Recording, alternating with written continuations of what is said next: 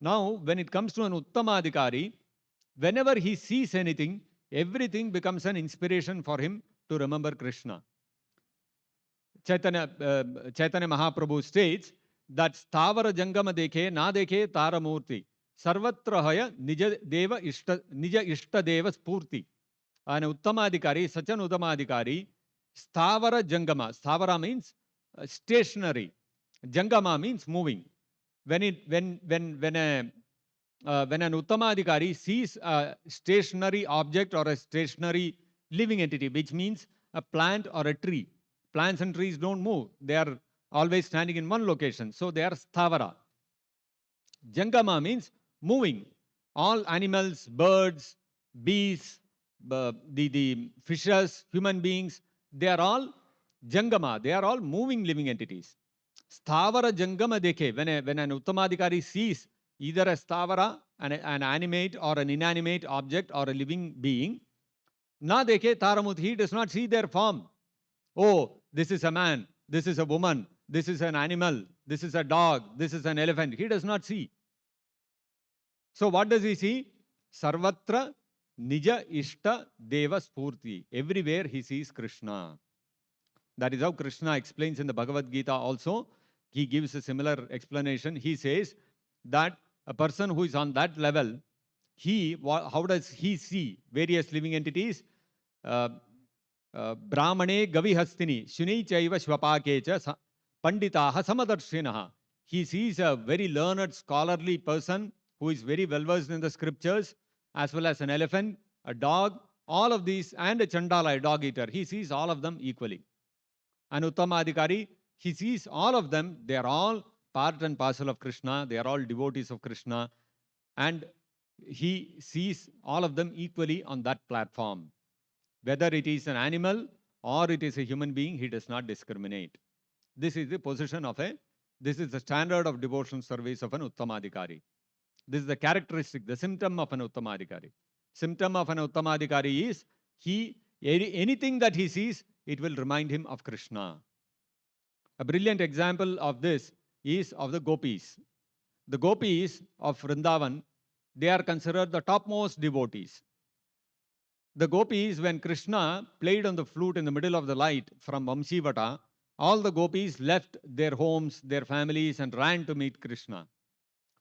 And when they approached Krishna, because Krishna was playing on the flute and calling them, they all approached Krishna. And what did Krishna do? He disappeared. He left them in the middle of the night and went away. So in the middle of the Rasa dance, Krishna disappeared. And the gopis all became bewildered. What is this? Krishna has left us and gone away. So you can imagine, middle of the night, and it's a full forest. In the forest, what can they see? They are searching for Krishna. Where is Krishna? Where is Krishna? And what can they see? In a forest, what will you see? You will see trees and plants. That's all you will see. That too in the night, most of the animals must have gone to sleep also. So even animals you cannot see.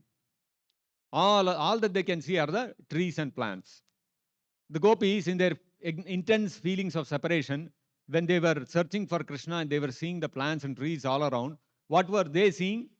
That is described in the 10th canto of the Srimad Bhagavatam. The gopis, they started singing. They started talking.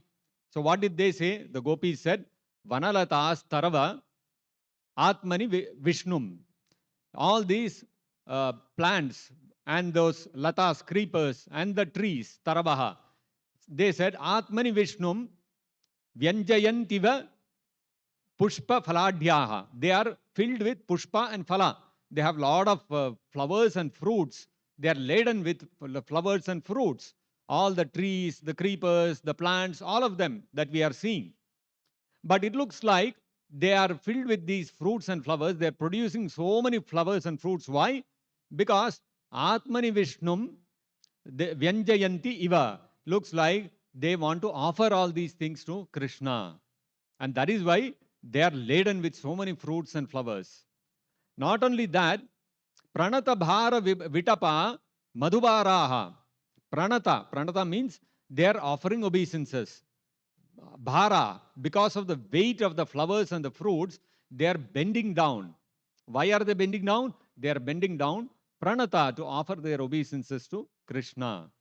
Pranata Bhara Vitapa Madhubharaha. And not only that, Madhubaraha prema hrishtaha, prema hrishta tanavo vavrushuhu sma. Because they are inspired by love for Krishna, prema hrishta, they are inspired by intense love for Krishna. Because of being inspired by that intense love for Krishna, all these trees, what are they doing? Vavrushu madhubaraha. They are raining, they are pouring honey like anything from their branches and twigs. Out of their sweet love for Krishna, they are incessantly pouring honey from their branches and twigs.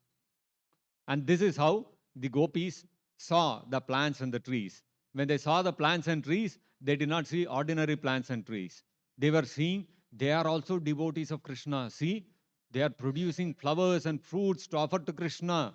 They are bending down to offer their obeisances to Krishna. And they are producing sweet honey to satisfy Krishna. They are such great devotees. This is the vision of an Uttamadhikari. When he sees a tree, when he sees a plant, when he sees another living entity, he does not see their bodies. He instead sees their connection with Krishna. And anything that he sees, it reminds him of Krishna. This is how an Uttamadhikari is. Therefore, you can see an Uttamadhikari, whatever he sees, it will remind him of Krishna. That means, in other words, anything that he sees, anywhere he looks, he can see only Krishna. Everywhere he sees Krishna. As it's stated in the Brahma Samhita, Andantarastam Paramanu Chayantarastam. A devotee's vision is every atom there is Krishna, and in every universe also there is Krishna. Krishna is there at the universal level as well as at the atomic level. Everywhere Krishna is pervading. Is there any place that is without Krishna? You cannot find any place without Krishna. Everywhere Krishna is pervading. This is the vision of a devotee.